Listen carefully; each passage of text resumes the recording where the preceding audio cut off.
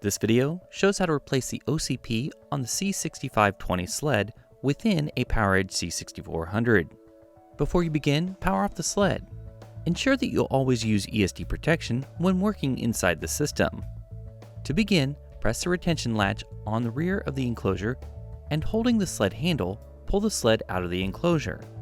To remove the OCP, you must first remove the air shroud, riser 1, and riser 2 from the sled. Starting with the air shroud, press the blue clip on the front of the air shroud and then remove the air shroud hook from the slot on the sled. For riser 1, remove the screws.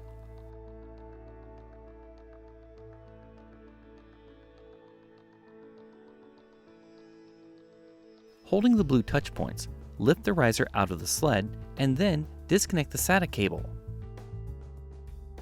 For riser 2, remove the screws.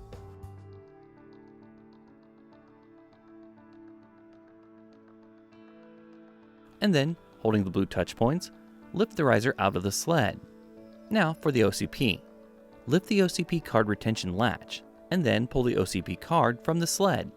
To replace the OCP card, slide and push the card firmly into the sled until it is fully seated.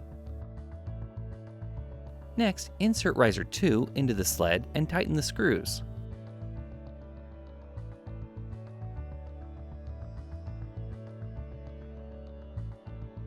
Now, for riser 1, reconnect the SATA cable and insert the riser firmly into the sled until it is fully seated. Then, tighten the screws.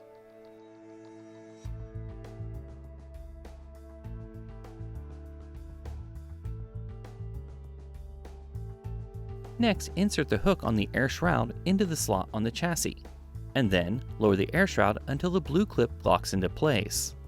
Now, push the retention latch to slide the sled into the enclosure and stop the sled at 20 to 30 millimeters before complete insertion of the sled.